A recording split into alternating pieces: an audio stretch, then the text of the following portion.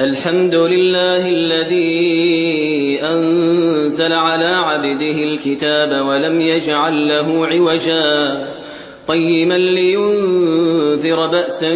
شديدا من لدنه